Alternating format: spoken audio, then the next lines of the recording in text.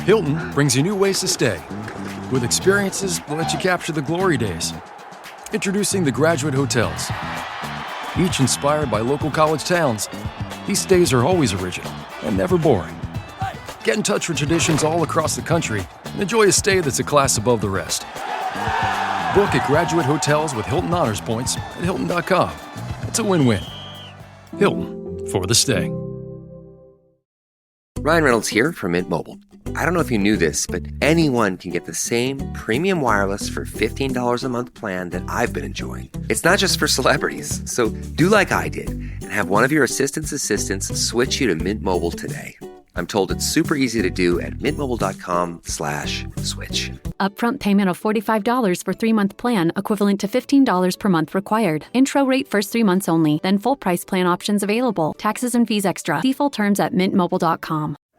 I think you're on mute. Workday starting to sound the same? I think you're on mute. Find something that sounds better for your career on LinkedIn. With LinkedIn Job Collections, you can browse curated collections by relevant industries and benefits, like flex PTO or hybrid workplaces, so you can find the right job for you. Get started at linkedin.com/jobs. Finding where you fit. LinkedIn knows how. The last thing you want to hear when you need your auto insurance most is a robot with countless irrelevant menu options. Which is why with USAA Auto Insurance, you'll get great service that is easy and reliable, all at the touch of a button. Get a quote today. Restrictions apply. USAA.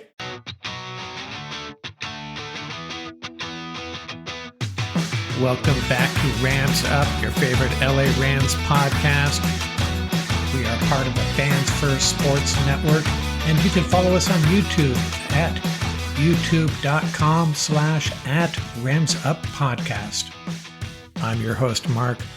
I'll be joined often by my football guru, Ian, along with a bunch of other friends of the show on occasion. Let's get to it. Hey, Ram fans, welcome back. What is going on? Mark from Rams Up here. You know, the last couple of episodes, I've been dissecting the Rams schedule. Part 1, I looked at all of their AFC opponents.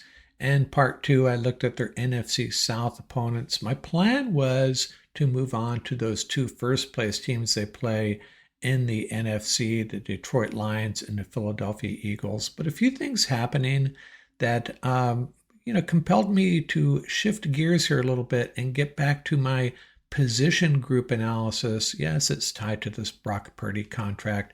I am going to look at the NFC West quarterbacks and their backups and see how these teams stack up against each other. I thought it'd be a good time for that. And I already did that with the tight ends and the running backs. Today, we will look at the quarterbacks. Now, it is episode 740 on the podcast. And I'm going to talk about a player who wore number 40. And I got some, I guess I'd call it criticism on the YouTube channel. Someone complaining they don't care about these old-time Rams, not interested, which I find a little bit sad, actually. I think it's important to keep the history of some of these players alive. The Rams have an incredible history, and I love talking about some of these old-timers.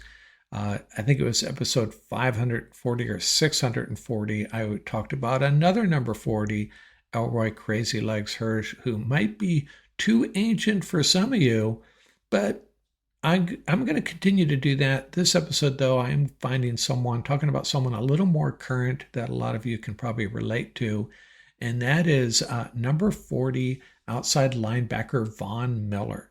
Now, the Rams looked like they were well positioned for a playoff run, potentially a Super Bowl run in 2021, and Les Snead pulled the trigger, made the trade, a second and third rounder for Von Miller.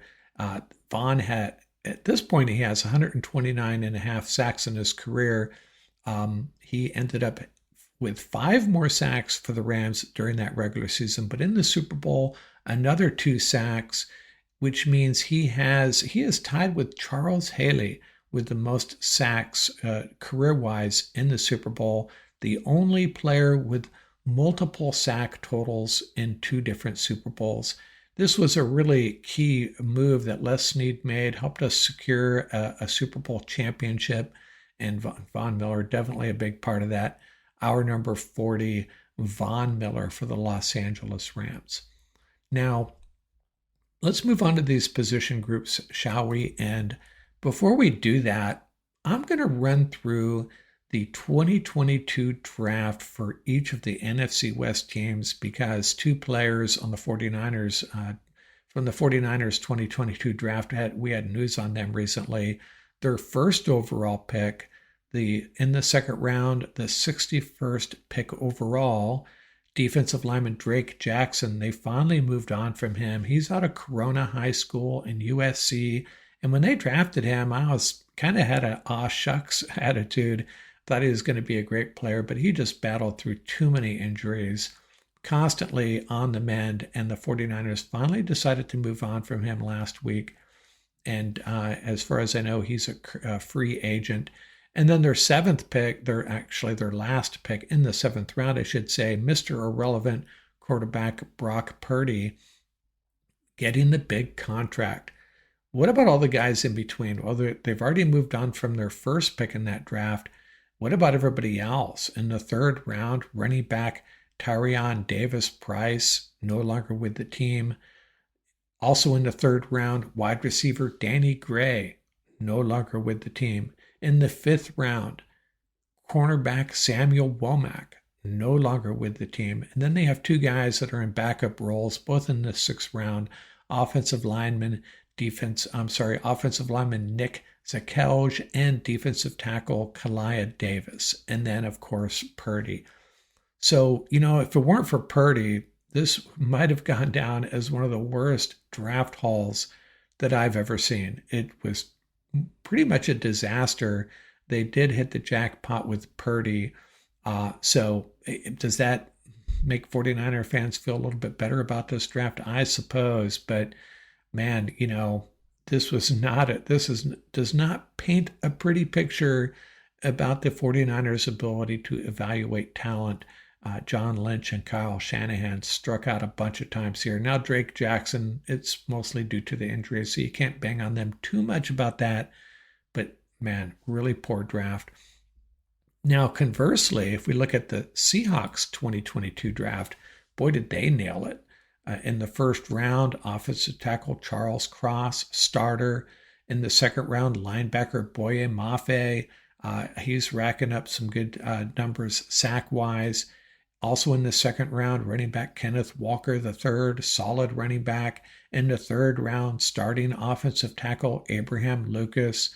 And then in the fourth and fifth rounds, back-to-back, two productive cornerbacks, Kobe Bryant and Tariq Woolen. And then after that, defensive end Tyreek Smith, wide receiver Bo Melton, and wide receiver Derek Young. Overall, man, a pretty solid draft, some really productive players. I don't know if you're going to find any stars here, any perennial Pro Bowlers, but guys that contribute to the very productive guys across this roster. Two starting offensive linemen, a pretty darn good running back, two good defensive backs. So the Seahawks, really good job here. Now, the Cardinals 2022 draft, similar to the 49ers. In the second round, 55th pick overall, tight end Trey McBride, and he's the best tight end in this division right now. Sorry, George Kittle. So the Cardinals nailed it here. Trey McBride out of Colorado State. After that, a lot of misses. Defensive end Cameron Thomas, he was out of San Diego State. Defensive end Myjai Sanders, running back Keontae Ingram, guard Lasita Smith, defensive back Christian Matthew, linebacker Jesse Luketa, and guard Marquise Hayes. This was a pretty dreadful draft, I have to say. Without McBride, unmitigated disaster, I should say. And McBride, the one saving grace, very similar to the 49ers. Without Brock Purdy, horrible draft. And the Cardinals, well, actually, I would say even with Brock Purdy, a horrible draft. And the same thing here with the Cardinals. Now, the Rams 2022 draft, a little bit more mixed, but still overall pretty darn good considering they did not have a first or second round pick. In the third round, they kind of blew it there with Logan Bruss. And in the fourth round, cornerback Kobe Durant, solid player. In the fifth round, Kyron Williams, are you kidding me? And in the sixth round, Quentin Lake, who did not miss a snap on defense until that somewhat meaningless Week 18 game. In the sixth round, Darion Kendrick, sixth round, I would say that was not a complete miss. He'll be coming back this year, has a chance to prove something. And then Daniel Hardy, Russ Yeast, and A.J. Curry all in the seventh round. But considering Kobe Durant, Kyron Williams, and Quentin Lake, all significant contributors to this team, Rams did okay. And remember, they did not have a first or second round pick. So, yeah, kudos to the Rams and double kudos to the Seahawks, Cardinals, and 49ers. Wow, 2022 draft classes that they probably want to forget, aside from Trey McBride and Brock Purdy, I suppose. McCrispy strips are now at McDonald's. I hope you're ready for the most dippable chicken in McDonald's history. Dip it in all the sauces. Dip it in that hot sauce in your bag. Dip it in your McFlurry. Your dip is your business. McCrispy strips at McDonald's. Out here, there's no one way of doing things. No unwritten rules. And no shortage of adventure. Because out here, the only requirement is having fun. Bank of America invites kids 6 to 18 to golf with us. For a limited time, sign them up for a free one-year membership, giving them access to discounted tee times at thousands of courses. Learn more at bankofamerica.com/golf with us. What would you like the power to do? Bank of America. Restrictions apply. See BofA.com/golf with us for complete details. Copyright 2025 Bank of America Corporation. Vitamin Water Zero Sugar has great taste, zero BS, and obviously zero sugar. For those with zero room in their calendar, zero patience for slow walkers, those who get 0 hours of sleep on a Saturday night, have zero filter, zero given, and zero interest in grabbing a plain, boring water. Grab a delicious Vitamin Water Zero Sugar today. Hey, it's Bill Simmons from the Bill Simmons Podcast. The NBA playoffs are here, and Michelob Ultra is getting you closer to the game than ever with courtside seats and more. Enter now at MichelobUltra.com/courtside. Michelob Ultra Superior Access Courtside 2024 to 2025 sweepstakes. No purchase necessary. Open to U.S. residents 21 or older. Ends on July 1st, 2025. Multiple entry periods. Visit MichelobUltra.com/superior access/courtside for free entry deadlines, and official rules. Message and data rates may apply. Void where prohibited. Okay, now let's talk a little bit about this new contract. Brock Purdy, 5 years, $265 million. And my first thought on this is, man, John Lynch, Kyle Shanahan, they better hope this 49ers roster delivers a divisional championship at a minimum and maybe a Super Bowl in the next couple of years. But they're going to have some issues, but they do have a way of handling it, much like the Rams in similar situations have fought their way out of these cap situations. So in 2026, before this Purdy contract, that's right, $265 million over 5 years, before signing Purdy, it's really an extension, right? They had $38 million in cap space in 2026. Their top 8 cap hits, and I'm going to give you what they would save on their salary cap with a post-June 1 cut next year. So Fred Warner, $26 million. If they were to move on from him, they would save $18 million. But Fred Warner is just too valuable. Barring injury, he's sticking around. Trent Williams, $13 million cap hit in 2026, a $25 million savings. And what gets me about Trent Williams, I mean, he's an incredible player, but he was talking about retiring, I think it was 2 years ago. So I'm really surprised he stuck around this long, to be honest with you. It still plays at a very high level. We'll come back to him in a second. Nick Bosa, $42 million hit. They won't save anything. This is all from over the cap. You can check these numbers. Sanity, check them for me. Why don't you do that? George Kittle just got the new contract, $27 million cap hit next year. and they're not going to save anything if they move on from him. Actually, a $10 million hit. And then Brandon Ayuk, $35 million. And the same thing, no savings, actually a hit if they move on from him. Those Kittle and Ayuk contracts don't make any sense to me. But sometimes, you get boxed into a corner as a franchise. You have these really productive, and in Kittle's case, popular players. The franchise, the fans want you to keep them around. And so you kind of just bend to the wind and extend these guys. Now, I don't think either of them are good contracts, but the out the 49ers are going to have is Trent Williams, I think. I'd really be surprised if he was on the 2026 49ers. But given that, I'm really surprised that they didn't draft any offensive, or they drafted a guard late in the draft. But other than that, they haven't really figured out who his replacement's going to be. Maybe that's for next year. Maybe they'll sign a free agent to replace Trent Williams. But maybe I'm getting ahead of myself. I just don't see Trent Williams. I don't see the 49ers being able to keep Trent Williams beyond the 2025 season. It's a very top-heavy contract, and Brock Purdy's contract is going to make it more difficult. And remember,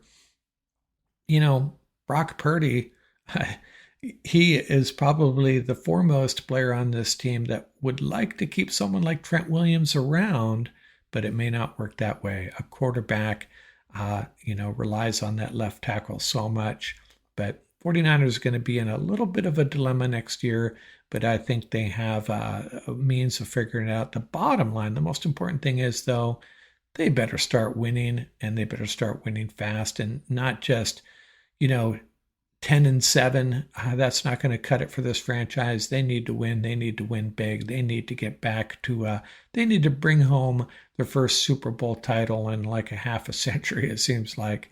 And we'll see. I'm not thrilled about the prospects of, if I'm a 49ers fan, I should say I'm not thrilled about the prospects of having this guy lead my team for the next 5 years. I mean, I think there's a lot of quarterbacks that could be very productive in this offense. Brock Purdy's one of them, but is he the guy to get you over the hump? That remains to be seen. And hey, I'm a Ram homer, so take that with a grain of salt. That's how I feel about it.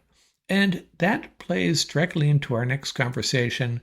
We are going to talk about the various quarterback rooms across the NFC West, and we're going to talk primarily about the starters. But it's kind of important to, check in on the whole quarterback room. What if things go south? What if there's an injury? Can this franchise move forward? So the 49ers, Brock Purdy, obviously the starter, 6'1", 220, 25 years old. He has a career 67.5% completion percentage, not too shabby, 64 TDs, 27 interceptions. So he's been very efficient for sure. And their backups, Mac Jones and Curtis Rourke, the rookie. I think Mac Jones is a guy that could probably produce pretty well in this offense. Probably a sufficient quarterback, I would say, but nothing to get too excited about. Curtis Rourke, a rookie, he'd be the emergency plan, I guess, if something happened to both of them. But hey, Curtis Rourke was drafted higher than Brock Purdy, so we never know. Overall, you got to give them a good grade for their starter. The backups, nothing to get too excited about, but nothing to push the panic button over either. Now, the Seattle quarterbacks, they have Sam Darnold there, and we saw what he did with the Vikings, right? So he can obviously play some pretty darn good football. 6'3", 225 out of San Juan Capistrano, or is it San Clemente, or is it both? I'm not sure. He turns 28 before the season starts, out of USC, of course. He has a 61.2% completion percentage, 98 TDs, 68 interceptions. And, the thing about Sam Darnold, he's played on some poor teams. So, you can't really compare him statistically to Purdy's situation, that's for sure. But Jalen Milroe, I'd be really excited if I was a Seahawks fan. I think he is the eventual solution long-term. solution at quarterback. I think Sam Darnold, he'll have an opportunity to seal this job down for the next several years. But if he falters, it'll be Jalen Moreau time.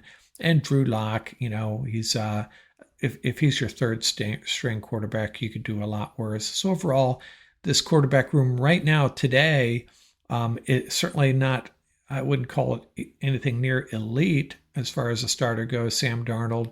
But he's proven he can play pretty good football.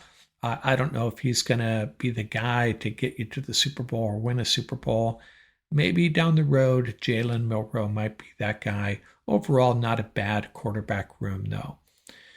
Then you got the Arizona quarterbacks, and Kyler Murray, just so inconsistent. You never know what you're going to get with him. He can just be so scary if you're a defense trying to contain Kyler Murray, what he can do with his legs. But he seems to falter in key situations, in my opinion. And he's been there. He's had his opportunities to prove he is the guy. He's one of these quarterbacks that's, too good to move on from, but not good enough to get you to the promised land. 5'10", 207. He turns 28 before the season starts as well. 67.1 completion percentage, not too shabby. 115 TDs, 57 interceptions, and his backup Jacoby Brissett, whatever. If he steps in, he could probably right the ship for a couple of games, but I would not be confident about the Cardinals' prospects if something happens to Kyler Murray. And then there's Matthew Stafford, 6'3", 214 pounds, I almost said 57 years old, 37 years old, 63.4% completion percentage, 377 touchdowns, and 188 interceptions. And those stats, not really fair to compare those to someone like Brock Purdy, who's played in a great offense, surrounded with great talent, and backed up by pretty darn good defenses his whole career. Maybe not last year. Stafford languished it with the Lions for quite some time. He had some great receivers there. I get it. But overall, he's played with some pretty bad teams. So you can't ding him for those statistics. But, he's won a Super Bowl. What more do we need to say about Matthew Stafford? And the thing I would say about Matthew Stafford as compared to Brock Purdy, Kyler Murray, and Sam Darnold, who you got in a playoff game? Seriously, who do you got? If everything's on the line tomorrow morning, Matthew Stafford has to be your guy among these four quarterbacks. And then you got Jimmy G as his backup, who, probably the most experienced backup in this group for sure, right? And he's played some pretty good football. And, we saw him very briefly last year. He was, chucking a lot of short underneath stuff, but he looked really good. If Matthew Stafford were to go down for a couple of games, I'd feel pretty confident with Jimmy G at the helm. And even long term, as compared to these other backups, absolutely. I think the Rams might have right now the best backup quarterback in the division. I think they had the best quarterback in the division. So after that, of course, Stetson Bennett. Didn't include him on this YouTube slide, which I probably should have. Some people think he's going to get cut, but Stetson Bennett, an unknown quantity. But Stafford and Garoppolo, man, pretty happy with that. If that's the Rams quarterback room, I think it's the best quarterback room in the division. And something else I wanted to share. So how do these guys perform in the fourth quarter in crunch time? And I looked over their data in the fourth quarter of the last two seasons, trailing by 7 points or less. How do they perform? Well, Brock Purdy, 4 TDs and 7 interceptions. Kyler Murray, 2 TDs and 5 interceptions. Sam Darnold, not bad actually. It's all last year. He barely played the previous year. 5 TDs and 1 interception. And then you got Matthew Stafford in the fourth quarter, trailing by 7 points or less, 8 TDs and 2 interceptions. And that, ladies and gentlemen, is what I'm talking about and why the Rams, I think, have the best quarterback in this division. And I've seen some arguments. One of the reasons I wanted to get back to this, I saw some folks arguing on X or Blue Sky, wherever it was, about who really has the best quarterback. And a lot of people making an argument for Brock Purdy. The contract came up, and that was, the topic of the day. And statistically wise, comparing these guys side by side, you might lean towards Brock Purdy. But the eye test and the fourth quarter test and the Super Bowl test and just the chutzpah that Matthew Stafford brings to the table, I'm rolling with Matthew Stafford in that argument. So that's my take on the quarterback room. And in summation, so the takeaways for this, the 49ers, Purdy's good enough. He's good enough to get it done. They could certainly win a Super Bowl with Brock Purdy. But the question is, will they? If they're down in the fourth quarter of an NFC championship game or a Super Bowl, are you going to lean on Brock Purdy, or are you going to hope his supporting cast steps up for him? In Seattle, Sam Darnold, certainly a good enough quarterback to win a bunch of games for you. But when is Jalen Milroe time? I think it's eventually going to be Jalen Milroe time. And, Sam Darnold probably doesn't want to hear that, and it could be a couple years. For now, it's Sam Darnold, but, we saw the Rams take care of him in the playoffs, and it wasn't pretty. And not all on Sam Darnold, for sure. Their offensive line was a little bit leaky there against the Rams, or is the Rams' defensive front that good? But I have a feeling Seattle, to get to the promised land, they may have to wait till Milroe time. And then Arizona, can Kyler Murray elevate his game? We've been waiting for years to step it up, especially in the second half of the season. I mean, he's a fun, entertaining, scary quarterback, but when push comes to shove, he's just not in that group of top quarterbacks in the league that you want on your side in crunch time. And then the Rams, they just have two proven commodities. Matthew Stafford, maybe occasionally, especially early in the season, makes bonehead plays. We've seen him throw just really ill-timed interceptions, games that we should win, and for whatever reason, he doesn't step up his game and throws a critical interception at a bad time. But overall, I don't think there's a single Ram fan that wants a change at the quarterback position anytime soon, because he is the guy, and we love him, and we've seen what he can do, and the attitude he brings into the locker room and in those pregame huddles, it's a sight to behold. And Jimmy G, a proven commodity as well, the best backup quarterback in the division right now, and a guy that's won a bunch of football games. A lot of experience in this Rams quarterback room. So quarterbacks, I give the edge to the Rams. And when you get to the starters, pick your poison, or pick your, the traits that you like for your quarterback.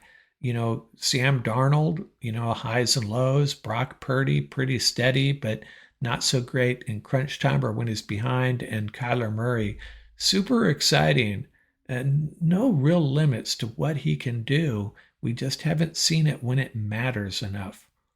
That's my roundup on the NFC West quarterback groups, and we will get to another position group here in a few days. We're going to continue next episode our tour around our parsing of the Rams 2025 schedule. We'll be talking about the Rams versus the Eagles and the Rams versus the Lions. This episode is brought to you by PetSmart. Stop by for Yappy Hour with your pet at PetSmart. Save $5 on walk-in grooming services like nail trims, ear cleaning, brushing, and more. No appointment needed every weekday from 2 to 6 p.m. And while you're there, Yappy Hour includes exclusive in-store deals like 25% off pet toys. Visit services.petsmart.com/grooming to learn more.